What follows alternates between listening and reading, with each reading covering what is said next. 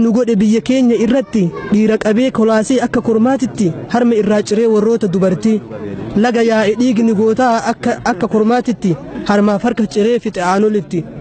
dhiira meeqatu dhume lola calanqootti lafeen inni fixe hamma har'aatti jirti Booranaa fi Gujii Wallaggaaf Wallotti Jimmaa fi Shawaa Arsii fi Baaletti waan inni nugodhe biyya Harargeetti seenatu dubbataa seenaan ni dubbata halkaniif guyyatti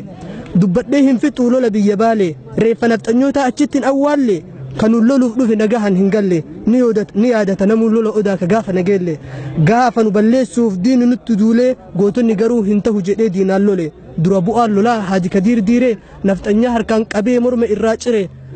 xayyaaraan taduudde takkallee hin galle qabi qabdee harkumaan jedhee irratti geerraree leenca caalu Haaji Kadiir Diiree dhiira gadi qabee morma diinaa cire wal irra ciciibsee daaraa godhisare teessoon jannata haa taatu ni du'a mukkure qaamaan fagaatullee ni jira seenaa yoom du'ere Haaji Maammaa Usmaan obboleessa Haaji Kadiir Diiree kan baddaa gammoojjitti diina ufii weerare leenca sagalee isaa yoo dhagahu diinni ufu wallaale gadheen takkaa hin beeytu bakka goonni oole Haaji Aadam Abbaa Jamaa goota diinaan lole madda burqaa ilmii horteen isaaniillee takkaa sodaatanii diina jalaan galle Haaji Kadiir Godaanaa Haaji Kadiir Geeraraa qabsaa'ota Baale Abdullaahii Ganamoo eenyutu wallaale Haaji Aadam Saaddoo goota Oromoo hundaa leenca